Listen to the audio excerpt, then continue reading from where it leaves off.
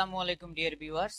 আজকে আমি আপনাদের সাথে শেয়ার করব নার্সারি শ্রেণীর একটি বাংলা বিষয়ের প্রশ্ন। আপনারা প্লে কেজি যে শ্রেণীতেই পড়ুক না কেন সবার জন্য এই প্রশ্নটি প্র্যাকটিস করাতে পারবেন। তো এই প্রশ্নটিতে প্রথমেই রয়েছে ক থেকে চন্দ্রবিন্দু পর্যন্ত ব্যঞ্জন বর্ণগুলো লেখো। তো আপনারা ক থেকে চন্দ্রবিন্দু পর্যন্ত ব্যঞ্জন বর্ণগুলো ওদের লেখানো শেখাবেন। এরপরে প্রশ্নটিতে 2 নম্বরে রয়েছে ছবি দেখে পরের বর্ণটি লেখো। এখানে ছবি দেখে যে বিষয়টি রয়েছে সেই বিষয়টি এখানে একটা বর্ণ দেওয়া থাকবে, পরের বর্ণটি কি হবে সেটা ওদের দেখানো প্র্যাকটিস করাবেন। এরপরে 3 নম্বরে রয়েছে আগের বর্ণ লেখো, অর্থাৎ আগে যে বর্ণটি হবে, এখানে খ রয়েছে তার আগে কি হবে, খ রয়েছে তার আগে কি হবে, এগুলো ওদের প্র্যাকটিস করাবেন। এভাবে আগের বর্ণ এবং পরের বর্ণ ওদের লেখানো প্র্যাকটিস করাবেন।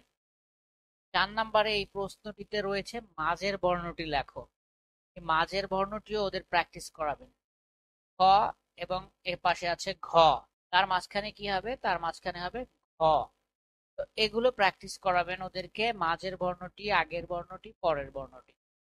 এরপরে প্রশ্নটিতে 5 নম্বরে রয়েছে নিচের শব্দগুলোর সঠিক বানান লিখো। এখানে ভুল বানান দেওয়া থাকবে, আপনারা সামনে ওদের সঠিক বানান কি হবে সেটা ওদের শেখাবেন। এখানে আধার, এখানে উড, এই বানানগুলো ভুল আছে, আপনারা এগুলো সঠিক বানান ওদের শেখাবেন।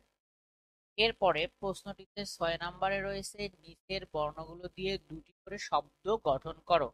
তো আপনারা ব্যঞ্জন বর্ণ এবং স্বরবর্ণ দিয়ে ওদেরকে দুটি করে শব্দ লেখা শেখাবেন, যাতে ওরা পরীক্ষায় দুটি করে শব্দ আসলে পারে। এরপরে প্রশ্নটিতে 7 নম্বরে রয়েছে মামার বাড়ি কবিতাটি লেখো।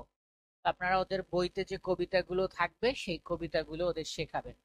তো এই ছিল একটা নার্সারি শ্রেণীর বাংলা বিষয়ের প্রশ্ন। আমি এরপরে ইংরেজি এবং গণিত প্রশ্ন নিয়ে আলোচনা করব।